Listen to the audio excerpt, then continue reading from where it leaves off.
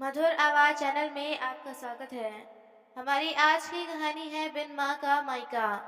भाई की बहुत जिद करने पर अनीता बच्चों के साथ अपने मायके रवाना हो ली। प्रकाश जल्दी लेने आएगा और हाँ बार बार फोन कर कर जल्दी आने को कहते रहिएगा। अनीता क्या हो गया है तुम्हें? अनुभव कब से आने की जिद कर रहा है। जा रही हो तो कुछ दिन आराम से कहकर आओ। भाई है तुम्हारा, अचानक इतनी दूरी क्यों? आराम से रहकर आऊं। क्या कह रहे हो?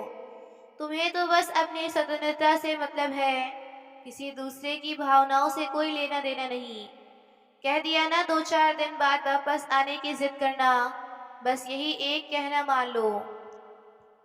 रात की ट्रेन में प्रकाश ने अनीता व बच्चों को बैठा दिया। ट्रेन अगले दिन सुबह हैदराबाद पहुंचने वाली थी। न जाने कितने विचार अनीता के मन को बेचैन कर रहे थे।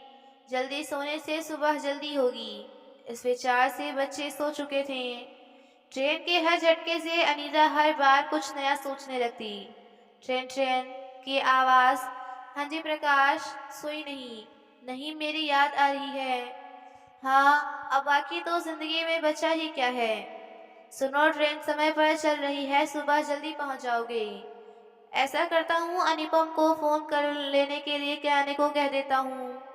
नहीं, नहीं नहीं, उसकी कोई जरूरत नहीं। मैं कैब बुक करवा के खुद पहुंच जाऊंगी। आप सो जाइए, सुबह पहुंचकर बात करते हैं। फोन रखा तो मन में कई सवाल जवाब तहलका मचा रहे थे। मन में पूरे समय मायके की यादें थीं। माँ की आवाज थी। मैंने अनुपम को बोला था ले आ बिटिया को। अकेले बच्चे और सामान लाना मुश्किल होगा। दुष्ट हिला भी नहीं। पहली बार थोड़ी आ रही थी, हमारी गली मोहल्लों से परिचित है। वो तो यहाँ की डॉन थी, अपने आप आ जाएंगी। बातें याद करके हंसी अनीता के चेहरे में दौड़ आई। अनूप की शादी के बाद सब कुछ कितना बदल गया था। माँ जब लाने को कहती तो कहता, माँ आ जाएगी ना, सालों से आ रही हैं। फिर कौन सा बैठने से पहले मुझे फोन करके लेने आने को कहती हैं। अरे दुष्ट, क्या कह रहा है? बहन है तेरी, कितनी खुशी होगी उसे अगर तू लेने गया तो। माँ, अब भी मेरी जिम्मेदारियां हैं, ये लाना छोड़ना, इन सब के लिए मेरे पास समय नहीं होता। जब एक शहर से दूसरे शहर आ सकती हैं तो एक स्टेशन से घर आने में क्या परेशानी है? मना कर रहा है अनीता। कितनी बार बोला पर लेने को तैयार ही नहीं है। कोई बात नहीं माँ, मत कहा करो। अब वो भी बच्चा नहीं है, उसकी भी शादी हो गई है। मेरे जीते जी तो माना मत कर। मेरे जाने के बाद जैसे रिश्ता निभाना है निभाते रहना। छोड़ो ना माँ, क्यों बात का बतंगड़ बनाना। मैं आ जाऊंगी अपने आप मत कहा करो उसे। न जाने कितनी बातें उसके मानस पलट को दौड़ने लगी। जबरन आंख बंद कर नींद से मुलाकात करने की कोशिश अंततः सफल हुई। सुबह अचानक घबरा कर उठी तो देखा सही समय पर नींद खुली है। गाड़ी स्टेशन पर दौड़ रही थी। बाहर झांक कर देखा तो हैदराबाद लिखा था। बच्चों उठो बेटा, चलो हमें उतरना है। जल्दी करो, नीचे उतर कर कैब बुक करवा लेंगे। अलसाई आंखों से बच्चे अपना अपना सामान ले खड़े हो गए। मन में सोचने लगी, अभी तक माँ 10 फोन कर देती थी। पता नहीं घर का माहौल कैसा होगा, जाते ही किससे सामना होगा। वो अपना सामान कौन से रूम में रखेगी, और भी न जाने क्या क्या। जैसे ही बच्चों को उतारा, अनूप ने कहा, पूरी कोशिश की है कि तुझे माँ की कमी महसूस ना हो। माँ बिन भी मायका होता है, भाई भाभी के भी साथ होता है। क्या अपना तो में कोई कमी तो नहीं? कैसी बातें कर रहा है। एक बात कहूँ, ये चिंता फिक्र काश तूने माँ के सामने की होती, तो उनकी उम्र के 2-3 साल और बढ़ जाते। आज उनके जाने के बाद वही सब करना जो वो जीते जी चाहती थी। सब कुछ होते हुए भी पहले लगता था जब मैं काम खुद कर रहा था तो माँ बार बार बोलकर क्यों टोक रही है। आज समझ आता है वो उसकी चिंता थी और चिंता में छुपा प्यार। हम बड़े हो गए थे पर शायद उसके लिए तो बच्चे ही थे। ये सब उसके जाने के बाद समझ आया। लेकिन तू है ना बिल्कुल माँ जैसी। अनीता को अनूप की बातों में सच का आईना दिख रहा था। पूरे दिन मन भारी था। देखते ही देखते 15 दिन बीत गए। मायके की हर चीज में माँ की मौजूदगी आज भी थी। कल रवानगी थी, शायद इसलिए मन बुझा बुझा सा था। सब देर रात तक बातचीत करते रहे। अचानक भाभी को याद आया, अरे दी, माँ के कमरे में उनका एक बक्सा रखा है। वो शायद उनका बक्सा सबसे अजीज बक्सा था। ये उसकी चाबी है, मैं चाहती हूँ आप उसे खोलें। ऐसा क्यों? माँ की हर चीज पर तुम्हारा अधिकार है।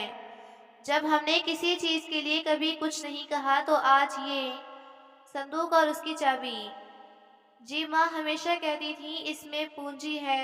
मेरे बाद यह अनीता की है, जो इसकी कीमत समझ सकती है। बुरा मत मानिएगा। अच्छा हो इसे आप ही खोलें। कांपते हाथों से अनीता ने बक्सा खोला। दुनिया भर की कतरने से भरा बक्सा। ऊपर से सब हटाती चली गई। पापा का कुर्ता पजामा रखा था, खादी का कुर्ता। देख ले आया इस बार खादी का कुर्ता। संभाल कर रख, अनूप के जन्मदिन में पहनूंगा। दुनिया आगे बढ़ रही है, लोग कोट पैंट पहनते हैं और आप हद करते हो जी। पूजा पाठ थोड़ी है। लेकिन अनूप के जन्मदिन का अरमान मन में दबाए पापा एक दुर्घटना का शिकार हो सब कुछ यहीं छोड़कर चले गए। शायद माँ के लिए पापा की पसंद का कुर्ता उस दिन से बेहद अजीज हो गया था। नीचे देखा तो भाई के मुंडन के कपड़े, अन्नप्राशन के कपड़े रखे थे। हर एक चीज माँ की ममता से ओतप्रोत थी। अचानक हाथ में वो गुड़िया आ गई जो अनीता कभी जिद करके लाई थी।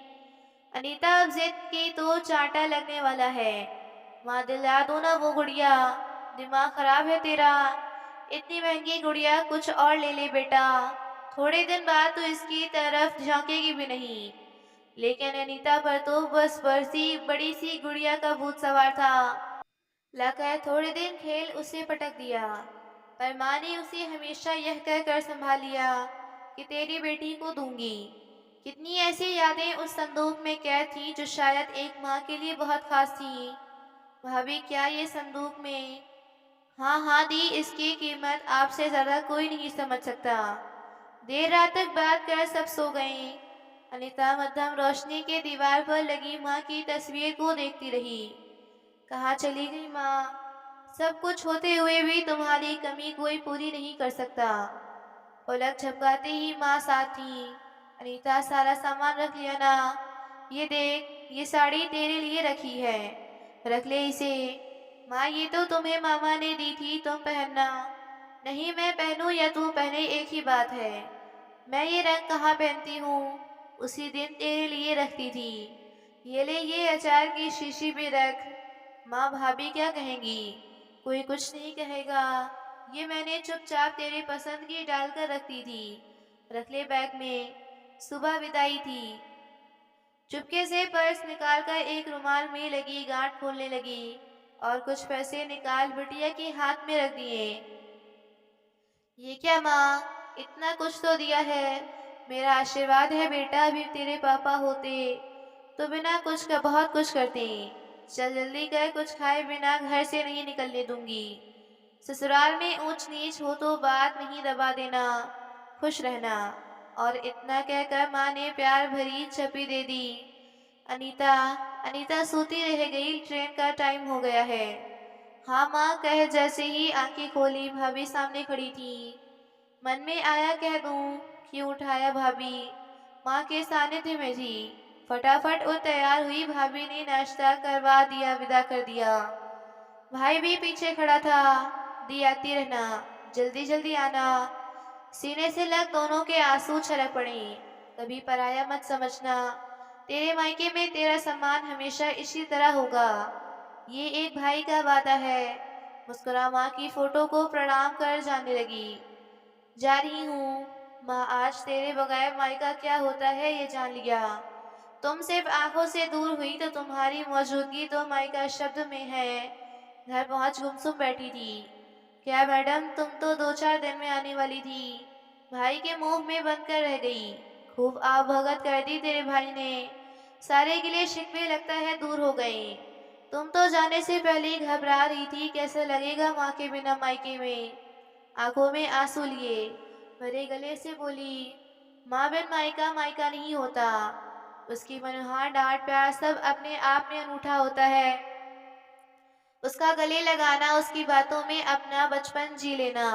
अपने बच्चों की पसंद नापसंद सब मायके में माँ पूरा करती है। बेशक अनूप ने पूरी कोशिश की कि उनकी कमी ना रख होए, लेकिन वही बातें ये एहसास करा गईं कि कल तक कुछ भी ना बोल देने वाला, लड़ झगड़ अपना प्यार जताने वाला भाई आज जिम्मेदारियों में बंद मुझसे कितना दूर हो गया है। जिन बातों के लिए माँ ताने देती थी फिर भी वो उन्हें पूरा नहीं करता था, आज उन्हीं सब बातों का ख्याल रख जानती हूँ। वो अपनी जिम्मेदारी निभा रहा था। माँ के जाने से मेरा भाई दूर हो गया। उसकी जगह एक जिम्मेदार पति, पिता और रिश्ता निभाने वाला भाई खड़ा था। आंसू पोंछ बोली, माँ बिन मायका कैसे जी मायका। माँ बिन मायके की कल्पना करने से भी रूह कांप जाती है। आते आते कह रहा था जल्दी आना। या तो मायके की दूरी का आभास हुआ। पहले मन में जाने की एक उत्सुकता थी। माँ हर घड़ी कहती थी लाडो कब आ रही है। सच है प्रकाश, मायके में चाहे कितना ही आपका इंतजार हो, पर माँ बिन मायका मायका नहीं होता।